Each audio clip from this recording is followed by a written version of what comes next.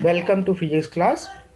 Dear student, in last lecture we have discussed about the plane diffraction grating, and we also discussed about how to determine the wavelength of monochromatic light from the plane diffraction grating. So today we will discuss about the dispersive power of a plane diffraction grating. So basically dispersive power is defined as the rate of change of angle of diffraction with the change of the wavelength. That means dispersive power क्या है हमारा? dispersive power define कर रहा है rate of change of angle of diffraction. जो angle of diffraction का जो change हो रहा है with the change of the wavelength से जो भी हमारा एंगल ऑफ डिफ्रैक्शन चेंज हो रहा है उसको हम डिस्पर्सिव पावर से डिफाइन कर सकते हैं. तो इसके लिए सपोज किया है हमने if the wavelength change from lambda two lambda plus D lambda. हमने क्या सपोज किया, अगर कोई वेवलेंथ हमारी लैम्डा है इनिशियली में और फिर हमने उस वेवलेंथ को चेंज कर रहे हैं किससे, लैम्डा प्लस डी लैम्डा से. दैट मीन्स दूसरी वेवलेंथ कुछ लैम्डा बड़ी हुई वेवलेंथ का हम यूज कर रहे हैं लाइट को. Then respective change in angle में अगर हमारा क्या है थीटा, फर्स्ट लैम्डा जब वेवलेंथ यूज कर रहे थे, लैम्डा वेवलेंथ की लाइट यूज कर रहे थे, देन हमारा एंगल थीटा था. जब हम लैम्डा प्लस डी लैम्डा की वेवलेंथ यूज कर रहे हैं तब सपोज किया है कि जो एंगल है हमारा थीटा प्लस डी थीटा है. देन द रेशियो हमारा d theta upon D lambda is called the dispersive power of a grating. Then हमारा जो रेशियो होगा d theta upon D lambda का, वो उसको हम लोग कहेंगे कि dispersive power of the grating. हम इससे निकालेंगे किससे, ratio of d theta upon D lambda से. तो जैसे कि हम लोगों को पता है कि प्लेन ट्रांसमिशन ग्रेटिंग में जो हमारी इक्वेशन आती थी वो क्या आती थी, e plus D sine theta equal to N lambda. E plus D sine theta equal to m lambda. तो इक्वेशन, फर्स्ट इक्वेशन दे दिया. इस इक्वेशन को हम लोगों ने डिफरेंशिएट कर दिया with respect to lambda. Then हमारे पास क्या आ गया, E plus D cos theta D theta upon D lambda equal to N. N आ जाएगा. Then D theta upon D lambda will be the dispersive power D theta upon D lambda will be equals to N upon E plus D cos theta. क्या हो जाएगा, N upon ई plus D cos theta. तो dispersive power हमारा क्या आया है, n upon E plus D cos theta, where n हमारा क्या है, एन हमारा ऑर्डर ऑफ स्पेक्ट्रा है. किस ऑर्डर का स्पेक्ट्रा है, एन ऑर्डर ऑफ स्पेक्ट्रा है. अगर हमारा एन की वैल्यू 1 2 3 होगी तो 1 पे फर्स्ट ऑर्डर स्पेक्ट्रा, सेकेंड 2 पे सेकेंड ऑर्डर स्पेक्ट्रा. इस तरह से हमारा ऑर्डर स्पेक्ट्रा को डिफाइन कर रहा है. N n e plus d is the grating element होता है हमारा. तो ई प्लस हमारे डी ग्रेटिंग एलिमेंट है. एन कॉस थीटा जो हमारा पास जो एंगल थीटा बनाती थी, जो डिस्पर्सिव रेज जो हमारी एंगल थीटा बताती थी, तो उसके अकॉर्डिंग हमारा ये है. तो दैट मीन्स डिस्पर्सिव पावर हमारा किस पे चेंज हो रहा है, किस पे डिपेंड कर रहा है, फर्स्ट तो एन ऑर्डर ऑफ स्पेक्ट्रा पे, ग्रेटिंग एलिमेंट पे, एंड थीटा पे हमारा डिस्पर्सिव पावर जो है वो डिपेंड कर रहा है. ओके, तो from this equation we also conclude that the dispersive power is directly proportional to the rate of the order of the spectrum. That means जो dispersive power है हमारा क्या है, is directly proportional to the order of the spectrum. That means n के directly proportional है first. तो second point क्या है, the dispersive power is inversely proportional to the grating element, and dispersive power is also inversely proportional to the cos theta. That is, the longer the value of the theta, higher is the dispersive power. जैसे जैसे अगर हम ये inversely proportional है, इसका मतलब क्या हुआ, जैसे जैसे हमारी थीटा की वैल्यू बढ़ती जाएगी, हमारे पास D theta upon D lambda की वैल्यू इंक्रीज होती जाएगी. D theta upon D lambda की वैल्यू क्या हो जाएगी, इंक्रीज हो जाएगी.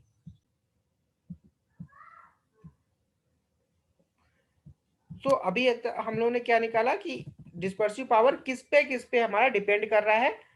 फर्स्ट तो ऑर्डर ऑफ स्पेक्ट्रा पे डिपेंड कर रहा है, नेक्स्ट क्या है, ग्रेटिंग एलिमेंट पे डिपेंड कर रहा है, order of spectra and grating element पे डिपेंड कर रहा है, ऑर्डर स्पेक्ट्रा पे डायरेक्टली प्रोपोर्शनल टू है, एंड ग्रेटिंग एलिमेंट पे इनवर्सली प्रोपोर्शनल है, and it is also depend on the cos theta, that means theta, if the value of the theta is higher, if the value of the theta is larger or higher, then the higher is the dispersive power, then the higher will be dispersive power.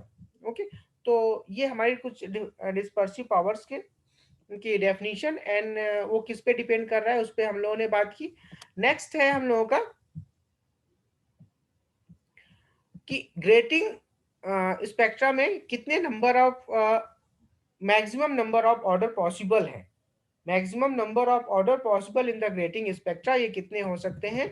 The equation for the principal maxima in grating is given by E plus D sine theta is equal to L lambda, ये हमारी equation थी। जो equation है हमारी grating की क्या है, E plus D sine theta is equal to N lambda है, यहाँ पे ई प्लस डी हमारा ग्रेटिंग एलिमेंट है, एन हमारा number of order of the spectra है, number of order of spectra. तो ये कितना एन हमारा मैक्सिमम कितना हो सकता है, that means n is equal to e plus D sine theta upon lambda हम लोग लिख सकते हैं। तो एन मैक्सिमम कितना हो सकता है, एन मैक्सिमम उतना हो सकता है कि साइन 90 की वैल्यू जब theta is equal to 90 degree हो जाए, the maximum possibility of theta is 90 degree, that means उतने ही हमारे नंबर एन हमारा ऑर्डर ऑफ स्पेक्ट्रा पॉसिबल है, ऑर्डर ऑफ स्पेक्ट्रा हमारा कितना पॉसिबल है जब theta is equal to 90 degree हो जाएगा, theta is equal to 90 degree हो जाएगा, then n maximum equals to e plus D upon lambda sine 90 degree हम लोग लिख सकते हैं, that means E plus D sine 90 will be 1, then it is E plus D upon lambda. So हमारे पास maximum number of order of spectra कितना हो सकता है, E plus D upon lambda से हम लोग निकाल सकते हैं, इतना हमारा मैक्सिमम हो सकता है। If a plus d is less than a plus d is less than 2 lambda, then n maximum हमारा कितना होगा, लेस देन 2 होगा, 2 लैम्डा से होगा, तो n हमारा 2 लैम्डा होगा। This mean that the that for normal incident only first order of the spectra will be present, अगर हमारा कोई नॉर्मल इंसिडेंट है तो हमारा फर्स्ट ऑर्डर स्पेक्ट्रा ही प्रेजेंट होगा। When E plus d is less than 2 lambda होगा, ई plus D की value जो भी होगी लेस देन 2 लैम्डा होगी। ई प्लस डी हमारा क्या है, ग्रेटिंग एलिमेंट्स है। ओके, अब हम बात करते हैं ग्रेटिंग स्पेक्ट्रा के बारे में बात करते हैं। तो ग्रेटिंग स्पेक्ट्रा जो है हमारे पास ग्रेटिंग प्रिंसिपल मैक्सिमा और की जो इक्वेशन है हमारी ग्रेटिंग की इक्वेशन क्या थी, A plus B sine theta is equal to plus minus N lambda, ये हम लोगों ने इक्वेशंस निकाली थी ग्रेटिंग से। ग्रेटिंग का जो हम लोग इंटेंसिटी निकाले थे, मैक्सिमम इंटेंसिटी, और उसमें ये हमारी प्रिंसिपल मैक्सिमा की जो कंडीशंस आई थी वो हमारे पास इक्वेशंस क्या आई थी, A plus B sine theta is equals to plus minus N lambda, ये हमारे पास इक्वेशंस आई थी। अब यहाँ पे एन हमारा number of order, possible number of orders थे, तो दैट मीन्स एन हम चेंज करते जाएंगे, देन हमें order, principal order, first order, second order and third order principal maxima हमें मिलता जाएगा। Okay, then for this equation it is clear that for a given order n the angle of diffraction theta varies with the wavelength। भी किसी एक उस equation पे हम किसी भी एक ऑर्डर पॉसिबल ऑर्डर पे हमें जो भी एंगल ऑफ डिफ्रैक्शन है वो वेरी करेगा किसके रिस्पेक्ट में, वेवलेंथ के रिस्पेक्ट में हमारा वेरी कर सकता है। ठीक है, दैट मीन्स इफ अगर n इज इक्वल टू 0 हम रखते हैं, इसका मतलब क्या हुआ, longer the wavelength the greater is the angle of diffraction. अगर हमारी वेवलेंथ, जितनी ज्यादा वेवलेंथ की हम लोग लाइट यूज करेंगे उतना ही हमारा ज्यादा डिफ्रैक्शन आएगा, एंगल ऑफ डिफ्रैक्शन जो हमारा होगा वो उतना हमारा ज्यादा होगा।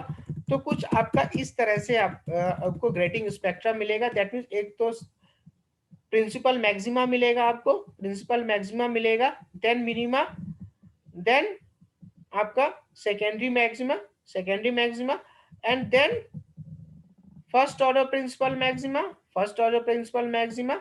सिमिलरली राइट साइड की बात करेंगे तो सेंट्रल मैक्सिमा तो है ही आपके, सेंट्रल मैक्सिमा के बाद आपका मिनिमा आएगा and then secondary maxima and then again first order principal maxima, first order principal maxima.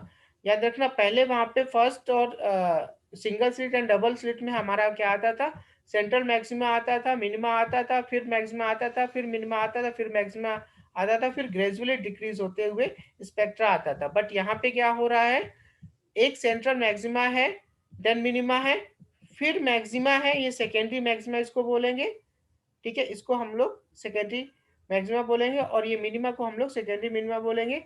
Then ये मैक्सिमा है और देन उसके बाद फर्स्ट ऑर्डर प्रिंसिपल मैक्सिमा आ जा रहा है। कितना आ जा रहा है, फर्स्ट ऑर्डर प्रिंसिपल मैक्सिमा आ जा रहा है, ठीक है। सिमिलर इस left side hand and right hand side दोनों में स्पेक्ट्रा सेम रहता है, ठीक है। तो यहाँ पे फर्स्ट ऑर्डर प्रिंसिपल मैक्सिमा आ जाएगा, फिर आगे जब स्पेक्ट्रा के चलते हैं फिर मिनिमा आएगा, फिर सेकेंडरी मैक्सिमा आएगा, फिर मिनिमा आएगा, फिर सेकेंडरी मैक्सिमा आएगा एंड देन अगेन जो मैक्सिमा आएगा उसको हम लोग बोलेंगे second order principal maxima, second order principal maxima. और ये कैसे आ रहा है, ये हमारी इस इक्वेशन से हम लोग जैसे जैसे इक्वेशंस में हम लोग प्रिंसिपल मैक्सिमा के इक्वेशंस में हम लोग रखते जा रहे हैं, एन की वैल्यू वो हमें first second and third order principal maxima हम लोगों को देते जा रहे हैं, ठीक है। तो मैंने ये लिख भी रखा है, the principal maxima of all wavelength corresponding to n equal to 1 will be perform first order spectra and so on only for n is equal to 1 ये फर्स्ट ऑर्डर प्रिंसिपल मैक्सिमा मिलेगा, n is equal to 2 second order principal maxima मिलेगा and so on, जो भी हम लोग n की वैल्यू रखते जाएंगे। And the principal maxima of all wavelength corresponds to n is equal to 0 however the long direction theta is equal to 0। That means if अगर हम n इज इक्वल टू 0 रखते हैं that means theta is equal to 0 है उस वहां पे हमें central maxima positions मिलेगी, कहाँ पे मिलेगी, सेंट्रल मैक्सिमा पोजीशंस ओनली मिलेगी, यानी कि zero zero order principal maxima हम लोग उसको बोलेंगे, जीरो ऑर्डर प्रिंसिपल मैक्सिमा, उसको सेंट्रल मैक्सिमा भी बोल सकते हैं, ओके। तो ये हम लोगों का ग्रेटिंग स्पेक्ट्रा के हुआ। ग्रेटिंग स्पेक्ट्रा आपके first second order, first order से भी चेंज है, सेकेंड ऑर्डर से भी चेंज है, और ये grating spectra first and second और single slit and double slit से भी हमारा ग्रेटिंग स्पेक्ट्रा चेंज है। सिंगल स्लिट में जो स्पेक्ट्रा मिलता था उसमें सेंट्रल मैक्सिमा होते थे, फिर मिनिमा मैक्सिमा, मिनिमा मैक्सिमा, और ग्रेजुअली डिक्रीज करते जाते थे। बट यहाँ पे क्या है, जैसे ये हम आपको दिखाते हैं, ये हमारा क्या है, ये सिंगल स्लिट से था, ठीक है, ये हमारा सिंगल स्लिट से स्पेक्ट्रा आता था एंड जो डबल स्लिट का स्पेक्ट्रा था, डबल स्लिट का स्पेक्ट्रा ये था।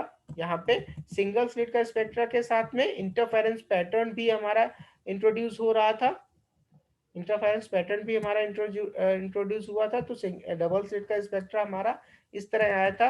एंड ग्रेटिंग का स्पेक्ट्रा जो है आपका, ग्रेटिंग का स्पेक्ट्रा आपका कुछ इस तरह होगा। यहाँ पे सेंट्रल मैक्सिमा तो होगा ही, और इसमें फर्स्ट एंड सेकेंड ऑर्डर भी और थर्ड ऑर्डर भी हमारी प्रिंसिपल मैक्सिमा हो सकते हैं, ओके। अब हम कुछ दूसरी डेफिनेशंस के बारे में बात करते हैं। रिजॉल्विंग पावर, अगर किसी भी ऑप्टिकल इंस्ट्रूमेंट है उसका रिजॉल्विंग पावर कितना होगा। रिजॉल्विंग पावर क्या होता है, तो ability of an optical instrument to produce a distinguish separate image of two object located very close to each other is called the resolving power. That जैसे कि अगर हमारे दो इमेजेस एक साथ में है, टू इमेजेस हमारी एक साथ में है, तो उनको कैसे अलग अलग सेपरेटली देखा जाए, वो हमारी एबिलिटी जो इंस्ट्रूमेंट में होती है उसको हम लोग रिजॉल्विंग पावर बोलते हैं। तो अगर जितनी भी अच्छी रिजॉल्विंग पावर होगी, उतना ही वो इमेज को सेपरेटली हम लोग देख सकते हैं। अगर टू इमेज हमारे ओवरलैप कर रहे हैं एक दूसरे पे, तो उनको हम अलग अलग डिस्टिंग्विश कैसे कर सकते हैं, वो हमारे डिपेंड करेगा इंस्ट्रूमेंट की रिजॉल्विंग पावर पे। और वो हमें रिजॉल्विंग पावर अच्छा होगा तो हमें इमेज सेपरेटली दिखाई पड़ेंगे, अदरवाइज हमें इमेज सेपरेटली नहीं दिखाई पड़ेंगे, यानी कि वेरी क्लोज इमेज एक ही में इमेज मर्ज हुए दिखाई पड़ेंगे। ठीक है। तो रिले एक क्राइटर्सन एक साइंटिस्ट थे।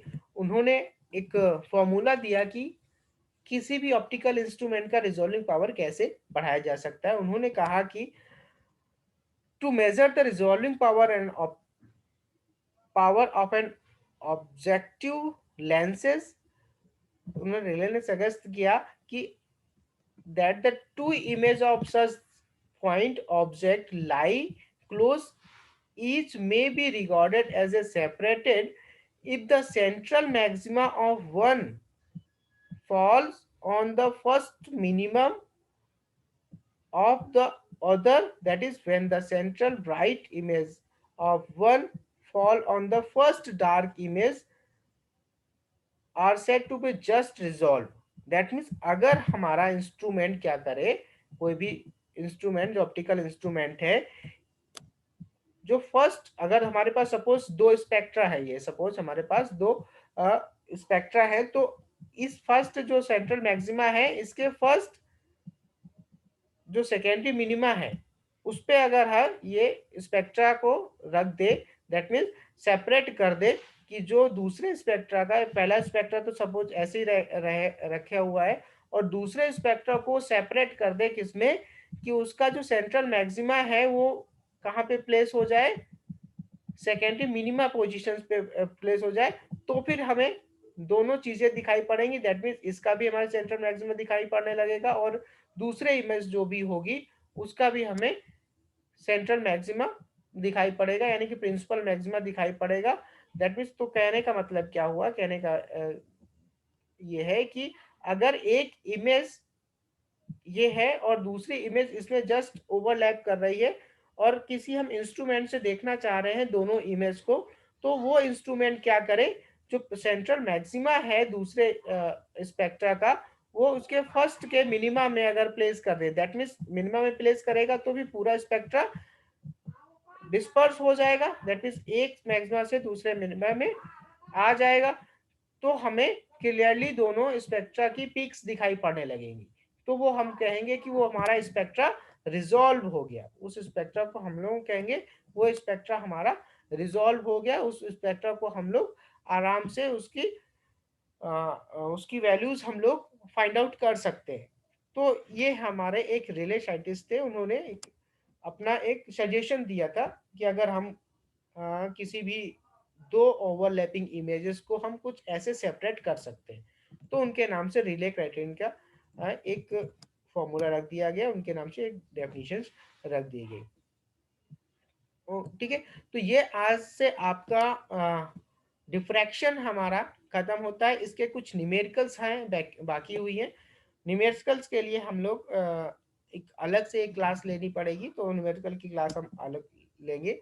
कल से आपका यूनिट 5 स्टार्ट कर रहे हैं हम, और एक बीच में हम एक न्यूमेरिकल की क्लास की ले लेंगे इन बिटवीन किसी भी दिन। बट कल से आपका यूनिट 5 हम स्टार्ट करने जा रहे हैं, और यूनिट 5 इस लेक्चर के बाद हम कल से यूनिट 5 हम लोग स्टार्ट करेंगे। Okay, thank you.